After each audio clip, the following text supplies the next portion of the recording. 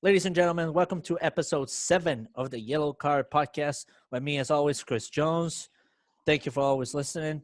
I want to do a special shout out this week. We are so close to 100 followers on Twitter.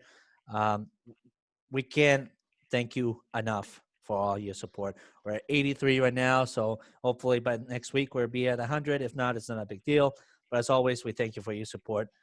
As always, as Chris reminds us every episode, what are the next things you should be doing? You should be following Couch Guy Sports. Should be following Chris Jones at the Chasers Podcast, as well as his Twitter handle, cjones1212.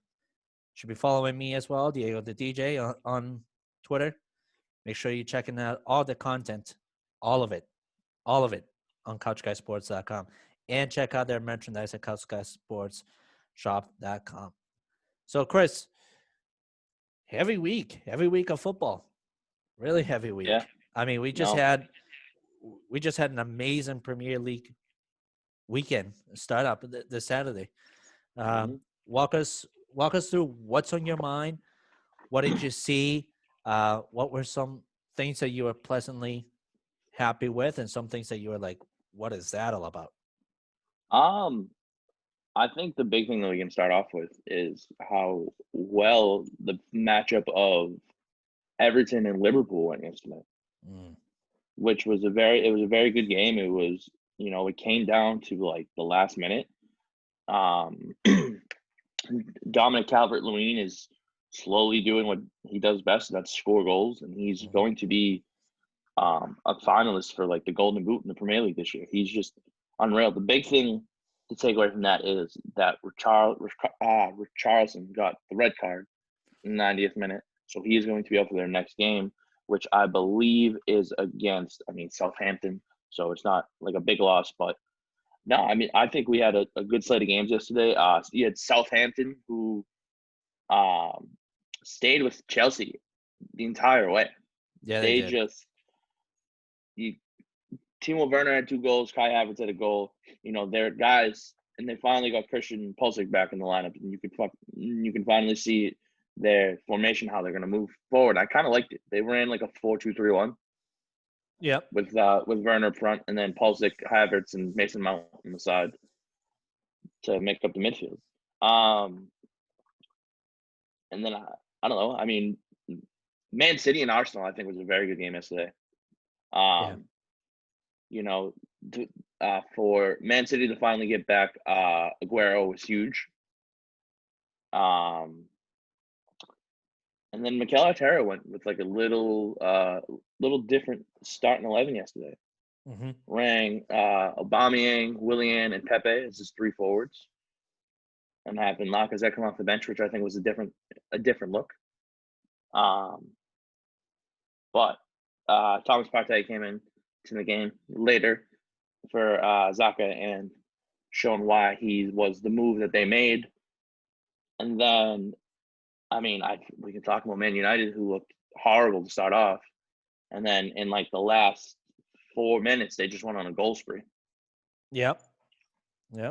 So let's start with Everton Liverpool. Obviously, the big story of the weekend as well, because the Merseyside derby has always been kind of one-sided, with Liverpool always taking the dominant aspect of things. I'll continue to say James Rodriguez looked phenomenal. He just had dime pieces all over the place. The one thing that I was not very pleased with, and I think I wrote this yesterday on my article, if you haven't checked it out, it was the lack of individual discipline by somebody like Jordan Pickford and Richarlison. Jordan Pickford went for a possible career-ending injury with Virgil van Dijk. I've been a goalie, and I would never in 100 years, after already knowing that somebody's offside, come out this aggressively onto somebody's leg and act like I didn't mean it. Come on, man. That is just a lack of self-discipline. And then the Richarlison foul against Thiago, that was just stupid. It was unnecessary. It was pointless. And now you just possibly cost either 3 points away with Southampton facing you next week, or a possible tie for Everton against Southampton, because let's not be cheeky here, but Southampton actually looked very competitive against a Chelsea side that continues to struggle to get a good formation solidly, that is consistent, and that can qualify their game for what is to come in this season. As you just mentioned, Christian Pulisic is back, and that's great and all. He looked good. I'll admit it, he looked good. But Kai Havertz continues to make pointless mistakes. That second goal, that was all his fault. Playing it right there in the middle when you're so close to the box. Come on, man. That's somebody of his caliber and his altitude shouldn't be doing those kind of mistakes. I mean, you got a beautiful nutmeg. that was beautiful. But Yeah. It was a silly mistake. I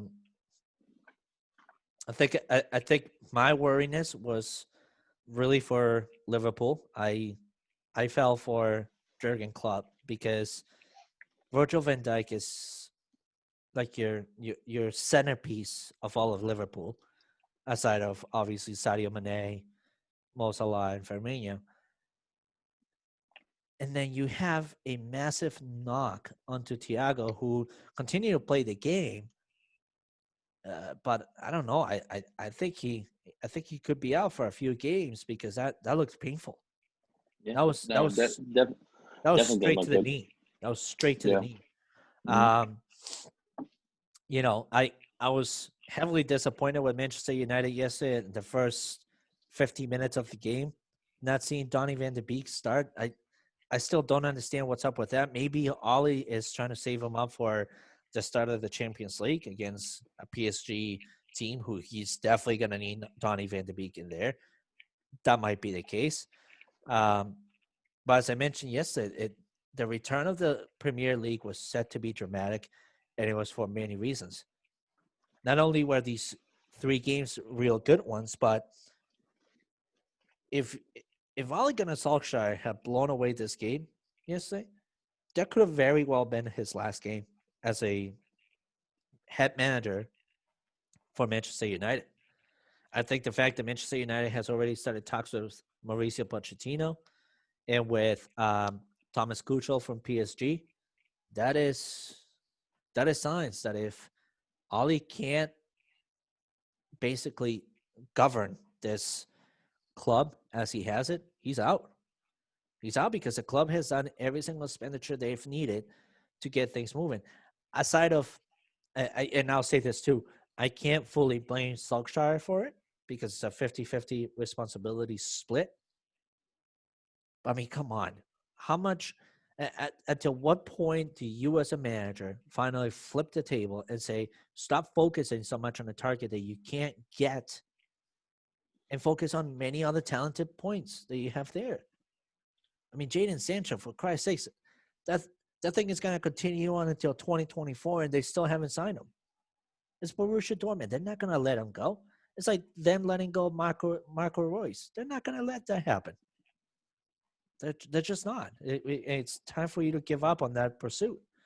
But moving on, I really think as well Frank Lampard has some concerns happening for him as well, because while Timo Werner is showing great results, the guy looks solid. He's a solid No, he's forward. going to be very good for Chelsea. Yeah, he's been bringing results. But I think, number one, Frank Lampard has got to stop the goalkeeping war going on.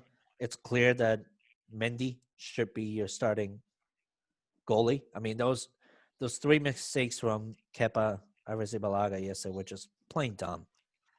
And then he's got to bring some consistency onto his starting 11, because otherwise, whatever rhythm of game you're trying to create is not going to happen until that finally happens. I think now that Pulisic is back, I think we're gonna finally see some consistency. I hope But so. I think hope what so. I want to see from them is you pay the money for Ziyech, you got to get him in the lineup. Yeah. You literally play him alongside Havertz and Pulisic, and then Timo Werner up front. You have a dangerous top 4 right there. I think for Havertz, the thing the thing that's going to happen with him is the same thing that just happened with Paul Pogba. Until you start to bring results, you're going to come off the bench. Because Pogba, for example, I was glad that he didn't start yesterday. I mean, at first I was like, no Paul Pogba, no Edison Cavani. But then I remember, well, Edison, obviously he's not going to start because he's still on his 14-day quarantine that he has to serve, regardless if he has it or not. Yep. Pogba is kind of a staple already that you kind of already assume that he should start. But then the more I thought about it, he looked okay for France, but he wasn't all that exciting. So until you kind of claim you started in 11 starship, you got to remember you're just as good as everybody else on the team. So you're coming off the bench, buddy. I wasn't over the top excited for Pogba to come into the game. And I think that yesterday's 3-goal flurry that happened in the last 10 minutes of the Newcastle game was actually majority of it thanks to the very good understanding in gaming between Juan Mata, Bruno Fernandes, and Donny van de Beek. And on top of that, McTominay was solid, basically playing that fifth center back position, but as well as a sweeper. He did really good in that. And that's not Matic's position. To begin with the fact that Matic is getting a little bit up there with age, and McTominay has just looked solid. He's looked solid.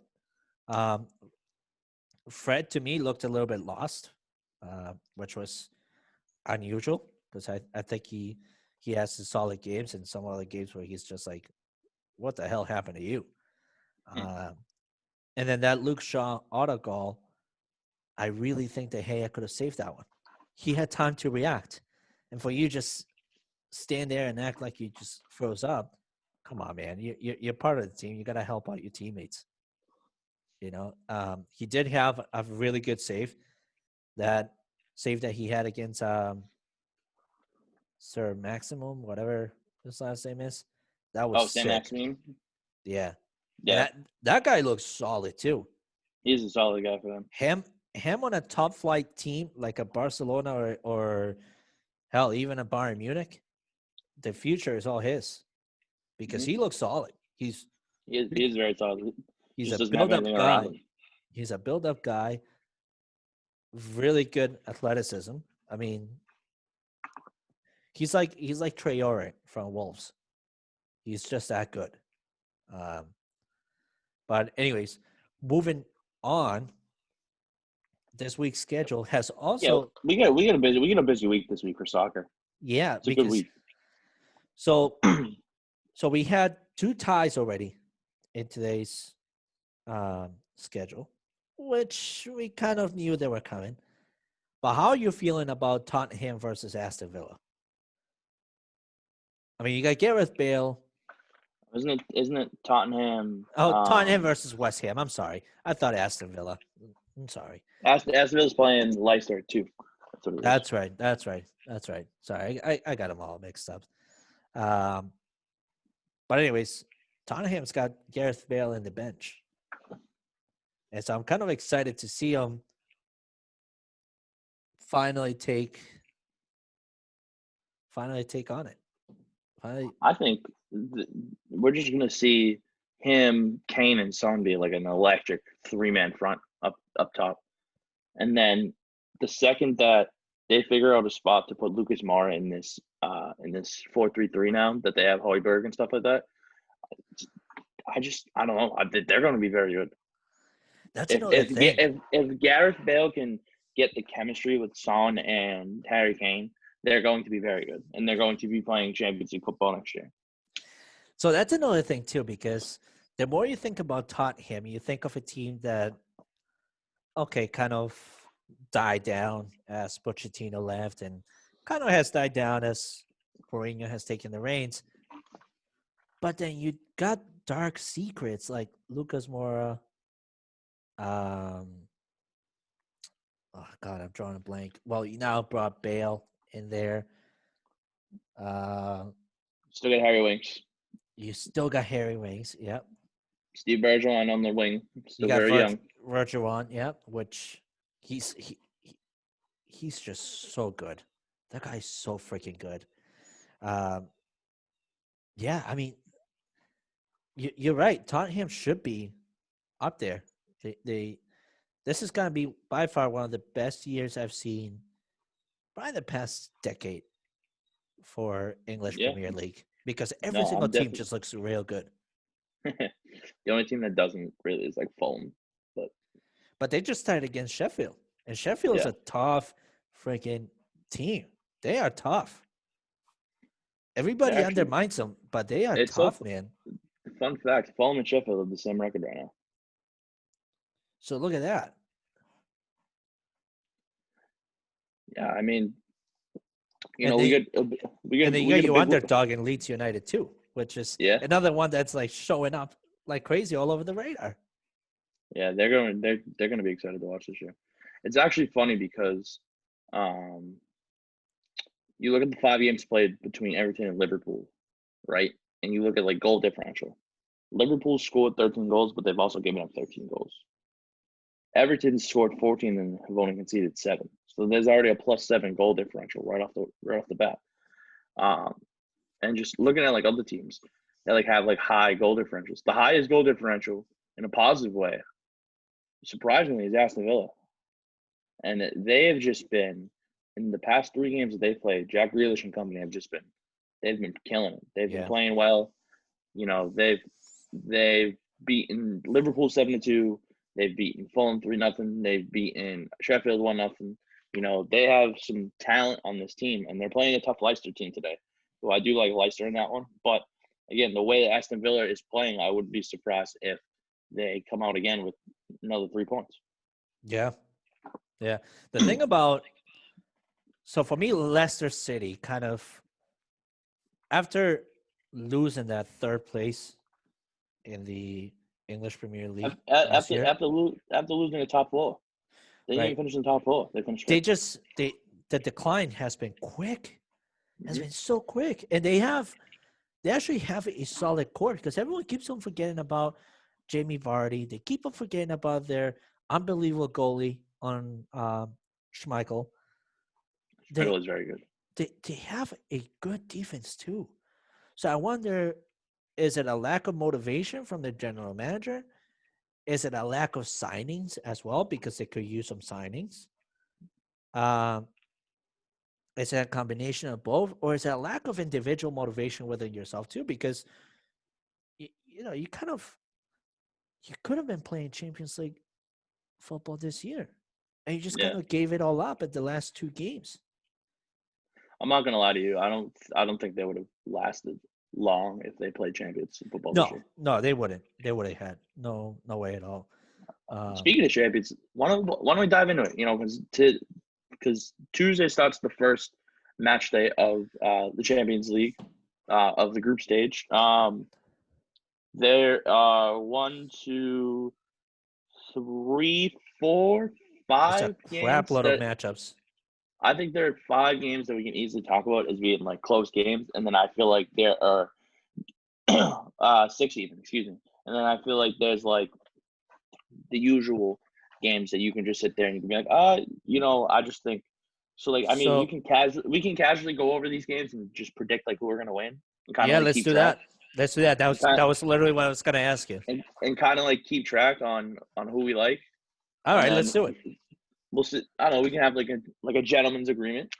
Potentially at the end of the Champions League, whoever finishes with the best record.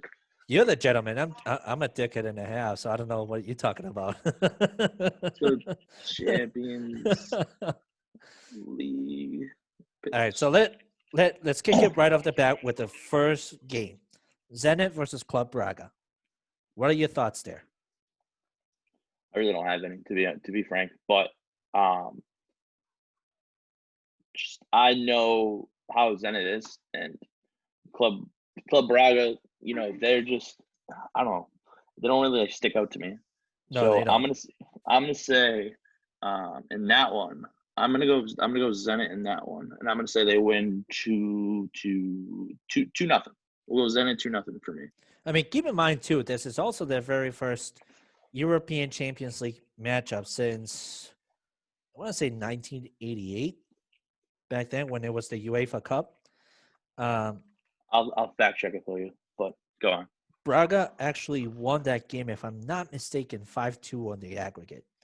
So I'm gonna do a flip up on that one. I'm gonna go with 1-0 Club Braga wins. So you're gonna say Braga 1-0. Yeah. So who are you saying hasn't played since the 80s? You say Zenith? No, this is their very first clash since 1987, Oh, okay. 1988. 87. I think it was Okay. the UEFA Cup or something like that. That's the Soviet.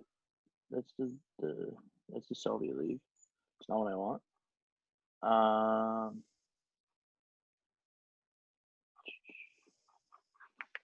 What the.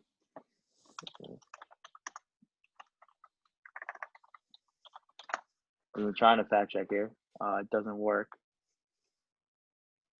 Unfortunately, I can't find this at the moment. Yeah. So Diego has Club Braga 1-0. I have Zenit 2-0. Let's talk about the next game on Tuesday at 10:20. Dynamo Kiev versus at Juventus. 12:55. I'm very upset that I will be at work and I won't be able to watch this game personally. I'm upset that I can't watch any of these games. Oh, see, here's my thing. I'm off on Wednesdays, so this is like prime for me right here. Oh, that's painful. But Dynamo Kiev versus Juventus. Obviously, Juventus has Weston McKennie and Ronaldo on the COVID list, so I don't think they will be playing this game. But I don't think it'll be an issue. I think Paulo Dybala and company are going to look very well against this team. I think Juventus wins this one 2-0 comfortably. Okay. I'll say I agree with you. There's no way Dynamo Kiev is going to beat Juventus in this one.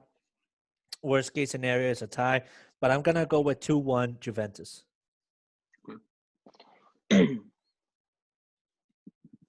Now let's get to the list of 3 o'clock games on which is quite a few of them.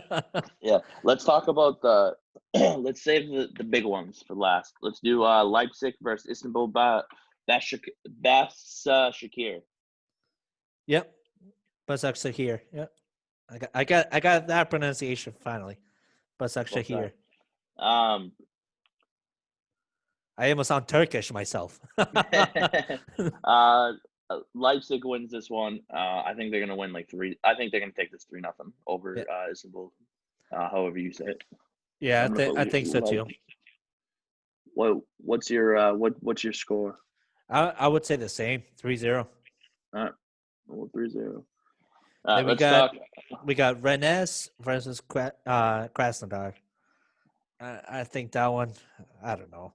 I'm gonna go 1-0 Rennes. It's so funny because I was gonna go 1-0 Rennes as well. There you go. Nothing. Okay, and then we have Lazio versus Dortmund. I think. No, save those. Let's do Barcelona and Ferencváros, or however you say that. Ferencváros. Yeah, that's the one. Okay. That's a blowout win.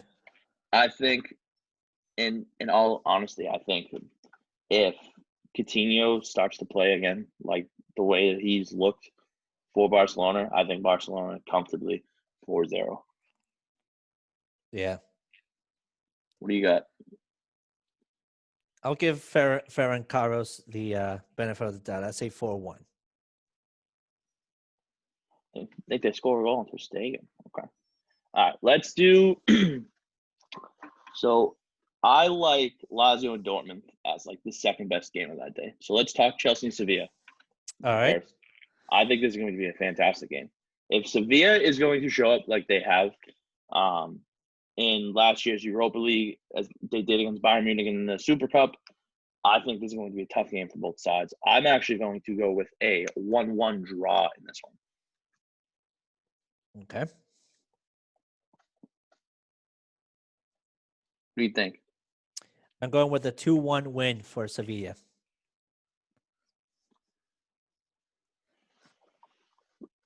I think Chelsea is going to run away with that group. Don't get me wrong, but I just think, especially with the way that they played against Southampton, I think that Sevilla is going to figure out a formation to close it in, and I think it's going to be tough for Chelsea to. Well, Chelsea just gave Sevilla everything they needed, because if your back four are not meshing like they should, and your two midfielders are leaving so many gaps open, that's Sevilla's game right there.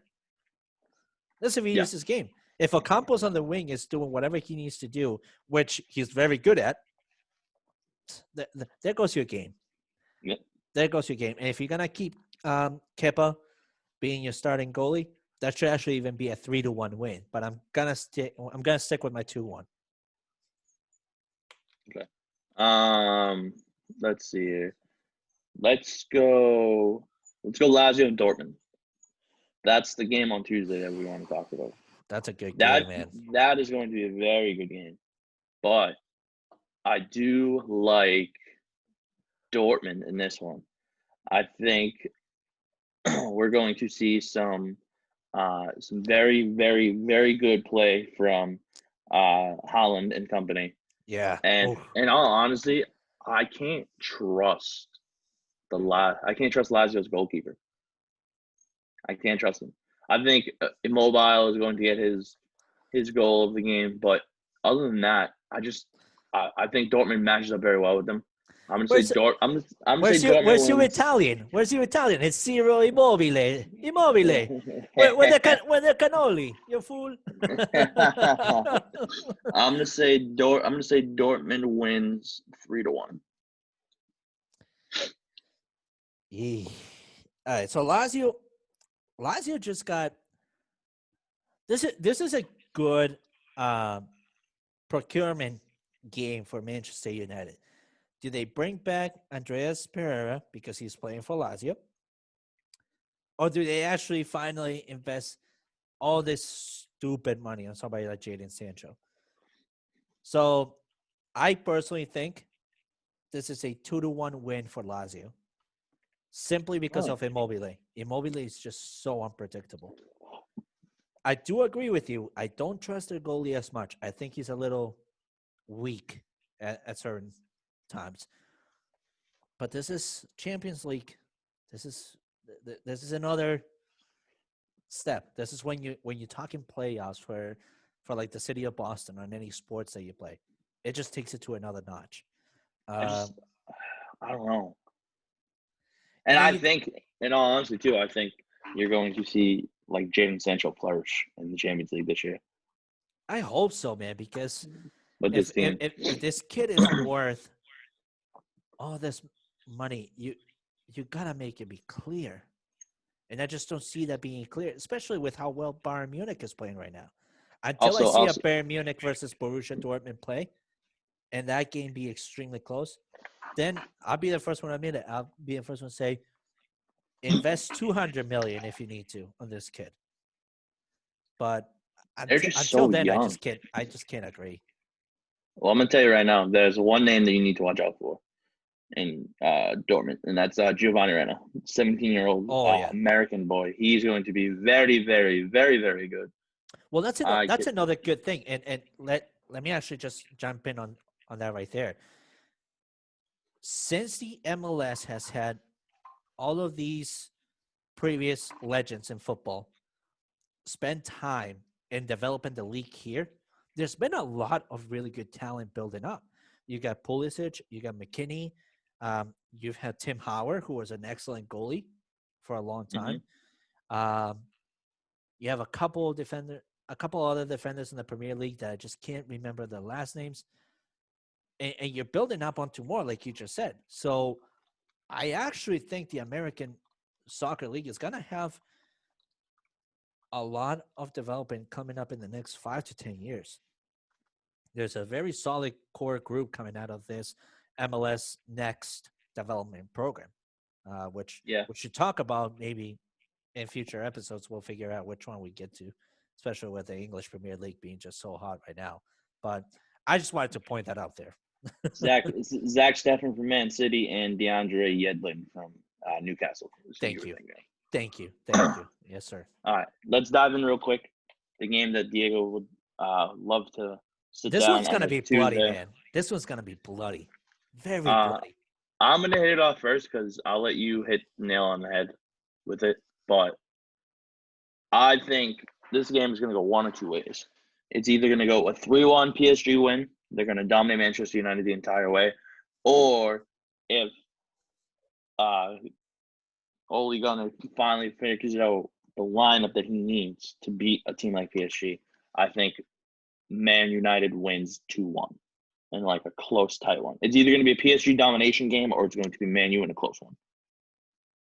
So the way that he looks now, I'm going to go PSG 3-1.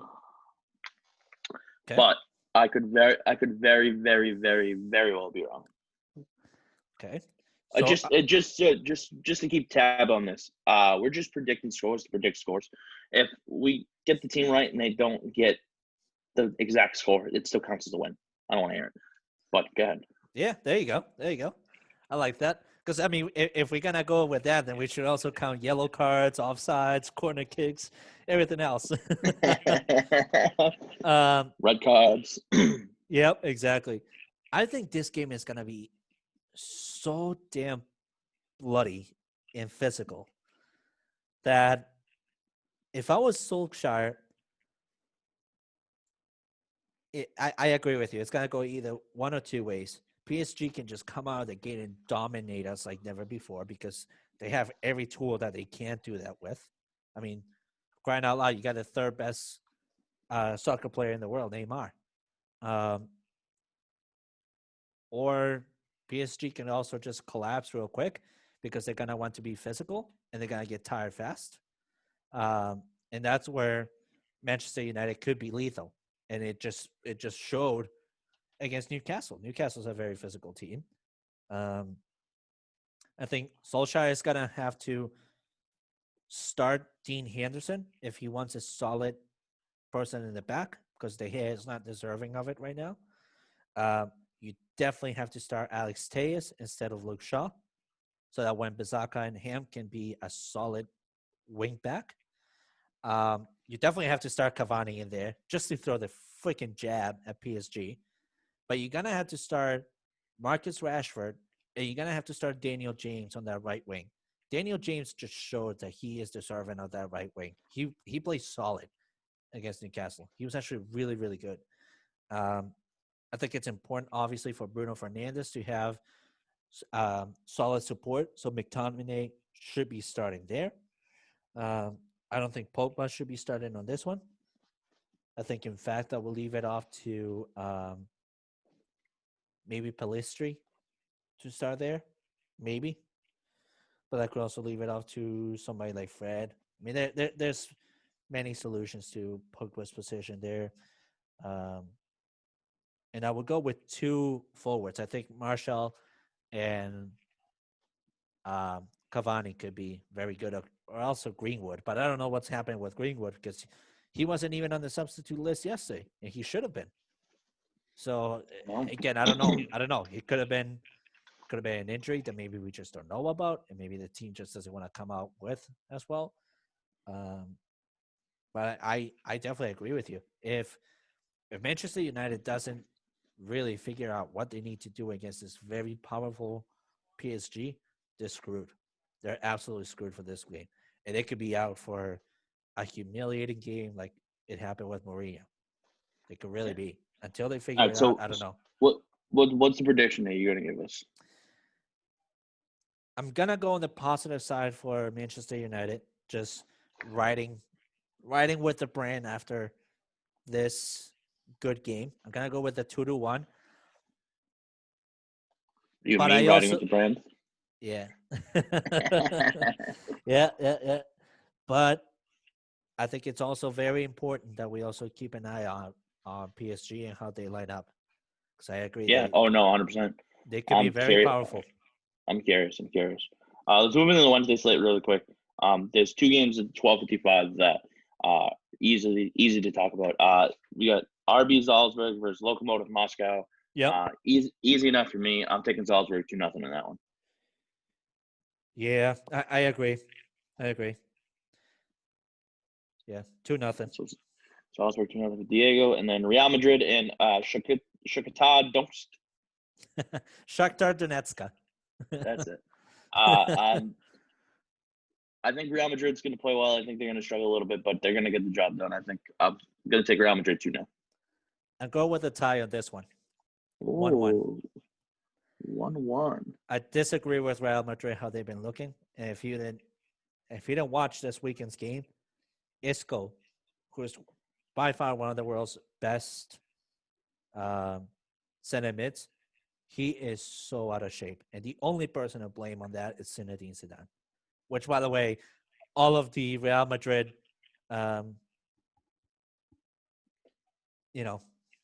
Fans.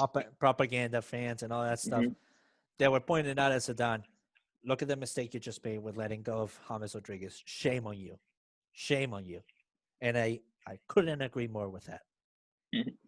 So all right, I'll move on from that. Let's get into the slate of games. Midtjylland and Atlantia. Atlantia definitely in the Serie A. Oh yeah. 3-0 in that one. I'm gonna take Atlantia. I'll be kind to Midland, and I'll Can't be kind. Foot on the throttle. I mean, to be honest, it's 4-0. Duvan Zapata and Luis Muriel are just nuts. To be kind, I'd say 2-0. I'll write down 4 because we're not kind here. All right. Let's talk Olympiacos and Marseille. Marseille. Yeah, Marseille. Marseille 2-0. Steve Mandanda is gonna have a great game. I'd say 2-1 because Olympiacos is Olympiacos. You just can't underestimate those guys.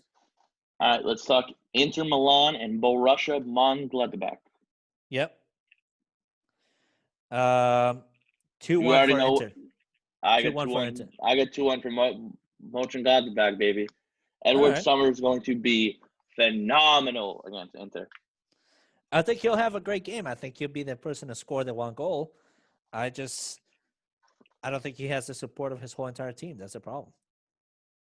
I think the 2 goals, they're going to get their 2 goals. They're going to get one from Ginter in the box. It's going to be like they're setting up for a corner kick. And then Plea. They're going to get a goal from Plea late, and it's going to be 2-1. So if all of you if you all just heard that, it is clear that Mr. Christopher Jones over here has a crystal ball on his desk that he's just not sharing with all of us. So listen, I wish that was the case. I would never lose a bet ever again. Yeah, you kind of had a rough weekend, huh? I'm having a rough month. Yeah. All right, let's go. Man City, SC Porto. I think Man City's back a little bit. They looked very good yesterday against Arsenal. Getting Aguero back is definitely big for them. I'm going to say Man City 2-1. I'll say Man City 3-1. And the reason for that is Porto just lost Alex Telles. They don't have a solid left wing. And that's why Manchester City is dangerous. The wing game, ooh. So I'm going 3-1, even though I'm a Manchester United fan, so by nature I can't stand Manchester City. All right, let's talk Ajax and Liverpool. Ooh, that's a. I don't think Ajax is as good as they were a year ago. I don't know. When you lose a guy like Hakeem Ziyech, who basically I feel like was like their big attacker that would contribute and stuff like that, it's going to be tough for me to. And also they lost Bergeron, right? Bergeron. Oh no, he was PSV. But I think Quincy Promes and company, they're going to be good. I just don't think this is their game. I think Liverpool rolls 3-1. I think this ends at a 2-2 tie. And the reason being is you still got a solid midfield and somebody like Nicolas Tagliafico. You have a solid back with Dali Blaine, Lissandro Martinez, and company. You got a solid forward with Lassina Traore. Um, and you have good goalkeepers too. You got Onana and you got Dominic Kotarski. It's kind of hard to. I agree with you. Ajax just lost some very good talent, but it's still hard to undermine them. It's Ajax. So I'm going 2-2 tie on that one. All right. Last game, the best game on the day one slate of games Oh. is Bayern Munich and Atletico Madrid. Bayern Munich has all of the talents here, in my opinion. They're getting guys like Alphonso Davies to come off their bench and produce. I think he's going to start in the next game. They still got guys like Kingsley Coman, who scored the game-winning goal in the Champions League final last year, the defending champs. Still got Lewandowski. You're adding guys like Douglas Costa and Eric Maxime Choupo-Moting, Bona Sarr. They have talent. And Atletico Madrid, they knocked off the defending champs last year in Liverpool. So what do they have in store for everybody is like the big question here. How does Yao Felix and Luis Suarez look against this team? How does Jan Oblak look against this team? There's very much question marks everywhere you go in this game. And I think this is going to be an extreme tight game. I think Lewandowski scores in the 85th minute and Bayern starts off the campaign of reigning UEFA Champions League champions with a 2-1 victory. I'm going to go out on a limb on this one. And I'm going to say actually Atletico wins this one 2-1. Which is surprising for me because I love Bayern Munich. And I'm actually, for the Bundesliga, I'm their fan. But we can't undermine the simple fact that while Bayern Munich has a solid center back game, their wings oftentimes are a little bit weak, especially when you got Joshua Kimmich running all over the field like a madman. So that immediately opens up the game right there. You got a very young Joao Felix, like you just mentioned. You got Luis Suarez. You got Diego Costa. You got Hector Herrera, Yannick Carrasco, Thomas Lemar, who continues to be nuts, Angel Correa, who's also a really good one, Vitolo, Jan Oblak continues to look very solid in the net. So, quite frankly, while we'd love to see Bayern Munich win this one, I think Atletico is that team right now in Europe that could challenge Bayern Munich to revisit their game. I think it's going to be a great game. And the thing to look out for is that Atletico has played 4 games so far this season. They've given up 1 goal. Exactly. So that's why I think it's going to be tough. I think they're going to play them tough. I just see Bayern starting off, getting one in like the 25th minute, and then Atletico's having to find a way to come back. They get in like the 60th, and they play tight, and then all of a sudden, Lewandowski gets another one in the 85th minute, and just puts a dagger in the heart. Don't get me wrong, Bayern Munich is stacked up to the max,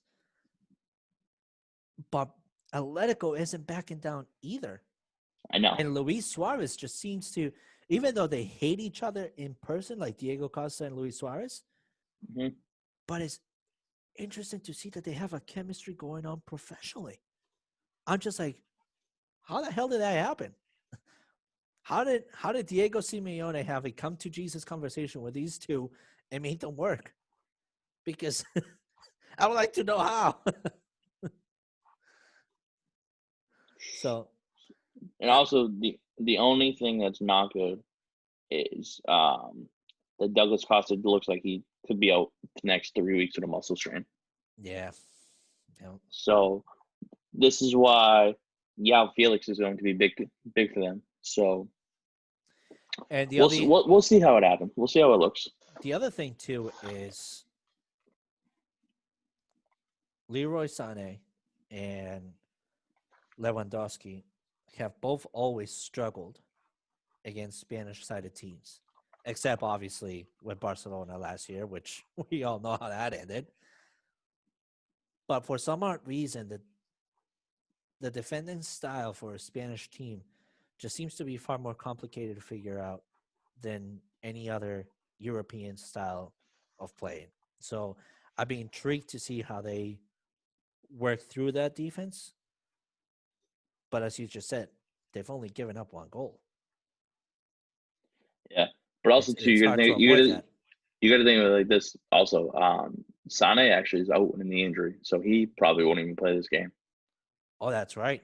That's right. I forgot about his knee injury. So you're gonna see either Coleman on the wing, you'll see Douglas Costa, you'll see Alfonso Davies, you'll see somebody else. But no, I think that concludes it.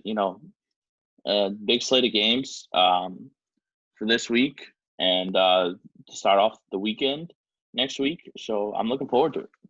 Yeah, me too. Me too, sir. Me too. Yeah, so again, make sure you guys are following the socials. Make sure you guys are checking out Diego's soccer Tuesdays and Saturdays. I'm still finishing up my Champions League predictions. I will have the rest of them out hopefully before the Champions League kicks off on Tuesday. Life happens, but we'll see. Again, Diego said at the beginning, make sure you guys are following everything on Couch Guy Sports. We're about to do some big things, and I'm excited. Yeah, me too. As Chris just said, make sure you're following everything on social media that belongs to Couch Guy Sports, as well as Yellow Card Podcast. If you ever are listening and you want to be part of the podcast, please reach out to Chris, reach out to me, reach out to the Yellow Card Podcast Twitter page. Let us know. We'll take you in. We're interested. Our opinions can be challenged at any point. We're not soccer gods. I mean, as much as we would like to think we are, we're not. I don't know. I've looked pretty good in my predicting of where people are going, but we'll just put that aside. So if you didn't hear from me at the beginning of the episode, Mr. Chris over here is the gentleman and I'm the dickhead. So it seems like we're all of a sudden have turned around a little bit, but it's okay. Either way, please definitely follow us on Couch Guy Sports. Make sure you're shopping at couchguysportshop.com. It is winter season approaching. You may want to dress warm. I'll tell you what. Gotta get the merch. Get the merch. I have the joggers on right now. I'm not going to show you on camera because I look like a bag of crap. Come on, you're just going to get up and just get the leg out. Just going to get the leg. I can stretch the leg. It's probably going to be an injury. It's probably going to be an injury tomorrow. Yeah, there it is. Look at those things. Those things are pretty. Damn. I don't know if you're talking about my thighs or the pants, but I'll take both. Both. Talking both here. But yes, definitely give us a follow. Give us a thumbs up on SoundCloud. Give us a thumbs up on YouTube. And as always, catch up with us every Sunday to check out a new episode. Thank you so much. And again, thank you to all of our followers. We're so close to 100. We can do this. Follow us on Twitter, baby. Thank you.